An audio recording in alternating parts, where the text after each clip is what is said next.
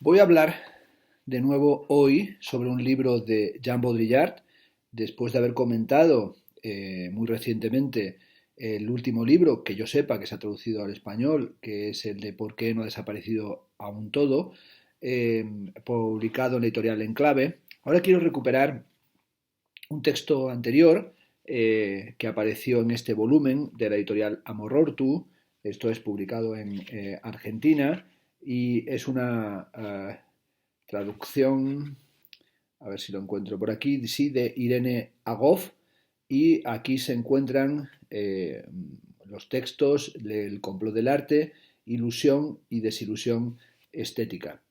Me voy a centrar solamente en el texto de El complot del arte, que apareció publicado el 20 de mayo del año 1996 en el periódico Libération y fue objeto de muchísimos debates, comentarios y traducciones en todo el mundo. Suscitó un gran debate y reacciones, como se dice aquí, a veces epidérmicas, y a veces algunos señalaron que se trataba de directamente un libelo.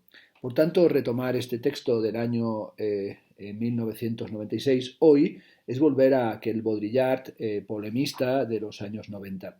El complot del arte comienza subrayando que si en la pornografía circundante se ha perdido la ilusión del deseo, en el arte contemporáneo, según Baudrillard, se ha perdido el deseo de ilusión.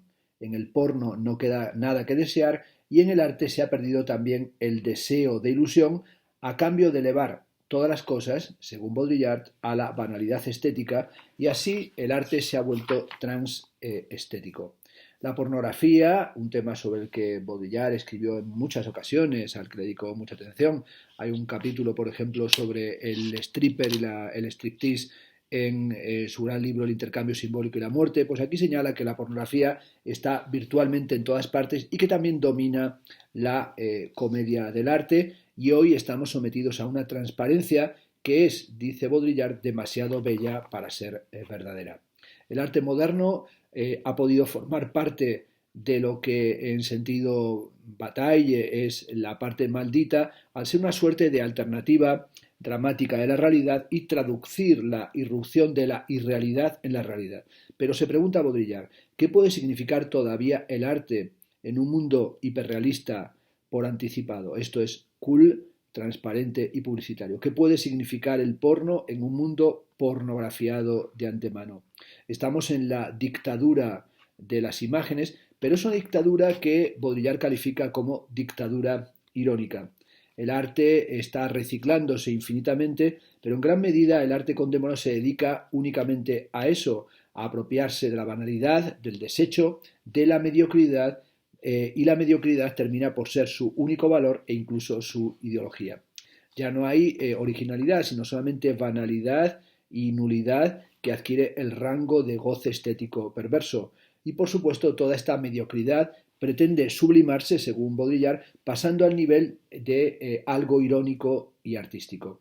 Toda la duplicidad, según Baudrillard, del arte contemporáneo consiste en reivindicar la nulidad, la insignificancia, el sinsentido, y así se es nulo y se busca la nulidad, se es insignificante y se busca el sinsentido. Pero para Baudrillard, aspirar a la superficialidad en términos superficiales no es fácil. La nulidad es, según este teórico, una cualidad secreta que no se puede reivindicar fácilmente. La insignificancia, para Baudrillard, la verdadera, y el desafío o el desafío victorioso al sentido, la indigencia del sentido y el arte de la desaparición, es una cualidad excepcional de algunas obras que además no aspiran propiamente a eso.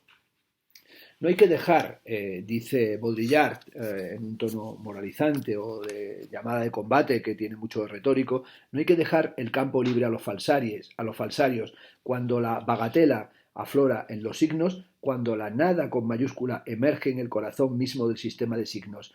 Y este es el acontecimiento fundamental del arte actual, hacer surgir la bagatela de la potencia del signo, no la banalidad o la indiferencia a lo real, sino la ilusión radical, y esa es propiamente la operación poética. Y por ello, para Baudrillard, el artista referencial de este complot del arte contemporáneo es Warhol, que es realmente nulo en el sentido de que reintroduce la nada en el corazón de la imagen. Hay una especie, señala Baudrillard, casi de paranoia cómplice del arte que hace que ya no hace propiamente nada o que carece de todo juicio crítico posible. El arte ha entrado en el proceso general, advierte Baudrillard, de ser un delito para iniciados, es decir, algo críptico que nadie entiende, pero que todo el mundo comparte. Al final del texto plantea la siguiente pregunta: ¿tendrá derecho el arte a una existencia segunda, interminable, semejante en ello a los servicios secretos, que, como se sabe, hace ya mucho tiempo que no tienen secretos que robar o intercambiar, pero siguen floreciendo en plena superstición de su utilidad y dando pasto a la crónica mitológica?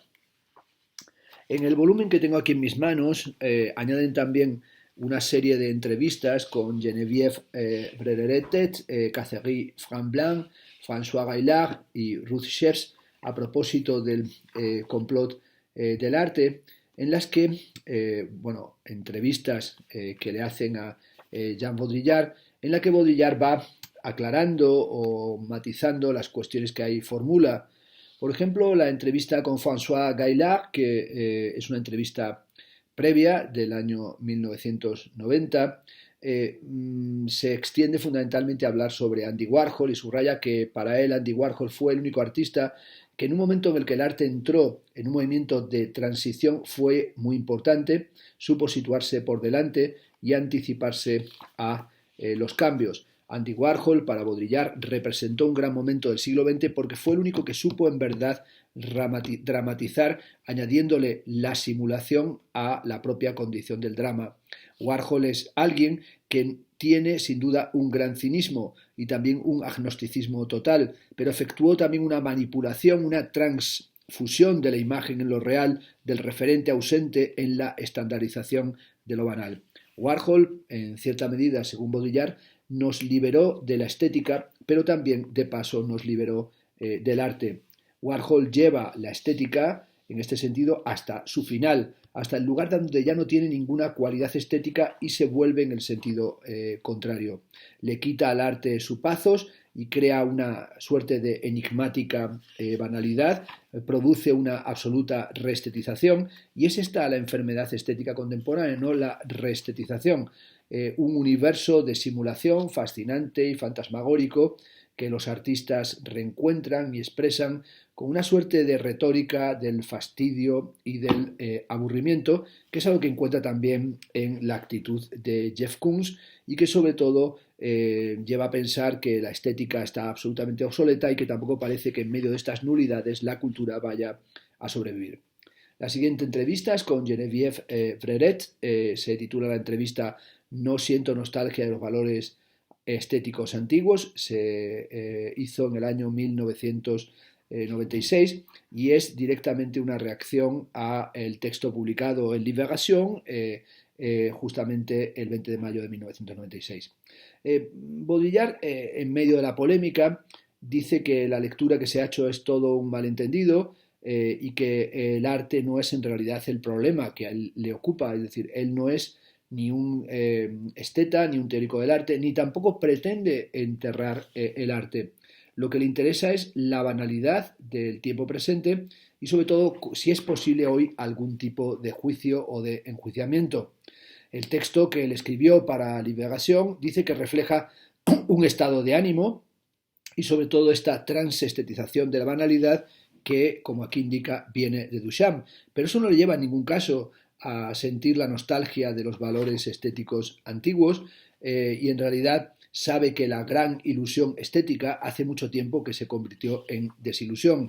El arte, apunta hacia el final de esta entrevista, y el discurso sobre el arte ejercen, hay que decirlo también, un chantaje mental considerable y el arte no es que haya terminado o esté muerto, sino que está agotado tal vez en ese complot y en la cháchara que le rodea. La siguiente entrevista es con Catherine Franblanc de septiembre del año 96, se titula La comedia del arte, en la que Baudrillard de nuevo empieza señalando que el arte es para él una periferia y que no es el tema principal al que dirige su atención. Mi punto de vista, advierte, es antropológico y en este sentido el arte ya no me parece que cumpla ninguna función vital. El derecho que él tiene al hablar del arte es el derecho de ser indócil y a veces puede parecer directamente ingenuo, pero lo que quiere hablar es sobre qué significa hoy la movilización cultural y en qué medida ya no hay imperativos críticos y tal vez esta sea la cuestión principal que hay que plantear. Es un complot de lo enigmático, pero también de lo indescifrable. Todos los discursos hoy en el arte son ambiguos, incluyendo el suyo, reconoce Baudrillard, y todos participamos de una complicidad vergonzante con el sistema del arte. En verdad, Baudrillard lo que dice que hace es arremeter contra la estética, ese valor agregado, ese hacer valer cultural detrás del cual el propio valor desaparece. Con la cultura, señala en un sentido ya muy derrotista Baudrillard, ya no tengo nada que hacer. Todo lo negativo que puede sucederle a la cultura me parece bien. Es decir, el objeto del arte es ya el fetiche definitivo, el objeto definitivo, y él dice que rechaza por completo esto de manera categórica, inapelable, y que no le interesa la forma fetichizada de presentar las cosas. Lo que a él le interesa es sobre todo cómo desaparece el mundo y desaparece la realidad en estas formas de la puntualización artística contemporánea, y dice que no cree para nada en el valor subversivo tampoco de las palabras. En cambio, dice tiene una esperanza inquebrantable en las operaciones irreversibles de las formas. Se trata, dice hoy, de algo más radical y más primitivo que la estética. En los años 70, Roger Caillois escribió un artículo en el que calificaba a Picasso como el gran liquidador de todos los valores estéticos. Se puede decir, en efecto, que el mundo estético es el mundo de la fetichización. Y lo que él está pensando es en la posibilidad no de recuperar nostálgicamente los valores perdidos, sino en realidad de tratar de elaborar algún tipo de juicio, entendiendo que la nostalgia es fundamental, pero que actualmente faltan creaciones decisivas. Y es tal vez hoy necesaria una estrategia mental que nos lleve más allá de la bagatela o del vacío, o que haga un buen uso de la bagatela y del vacío. La siguiente es una entrevista con Ruth Sheps que se hace en febrero de 1996, se titula El arte entre utopía y anticipación, en el que Baudrillard advierte que las utopías de vanguardia dieron paso a las utopías regresivas y que esa retaguardia está quizá ahora en pole position. Bueno, esta idea de la retaguardia como pole position me recordaría el libro reciente de mi amigo Iván de la Nuez. Le plantean luego la pregunta de si observamos que el mundo del arte haya acompañado a toda la cultura a partir del año 1865. Y bueno, ahí Baudrillard hace una referencia así muy vaga, como el paso de la abstracción es un acontecimiento considerable, el fin de un sistema de representación, pero que dice ve a la abstracción como una renovación total de las cosas y a su vez como una aberración potencialmente peligrosa en la medida en que su finalidad, como la de toda la modernidad por lo demás, es avanzar hacia una exploración analítica del objeto. El gran giro se anuncia sin duda con Duchamp y el acontecimiento del ready-made señala un suspenso de la subjetividad por el cual el acto artístico no es más que la transposición del objeto en objeto de arte. Desde entonces, el arte no es más que una operación casi mágica, esto es, el objeto en su banalidad es transferido a una estética que hace del mundo entero un ready-made. El museo, como tal, es un sarcófago, museo y mausoleo comparten, decía Adorno, algo más que etimología, y Duchamp instaló un libreto en el interior de la estetización generalizada, es decir, él crea el museo de la inestética de las cosas y sobre todo como esas cosas carentes de estética o basadas en la anestesia del gusto pueden generar acontecimientos que parecen incluso mágicos. El propio Baudrillard dice que da la impresión de que el arte es cada vez más pretencioso y quiere convertirse en la vida él mismo. Y a su vez es la vida y por otro lado es también la simulación de la vida, porque el arte termina en convertirse en el modelo de la disneyficación. Es decir, el mundo está reemplazado por una especie de Disney capaz de comprarlo todo o de transformar la realidad siempre en Disneylandia.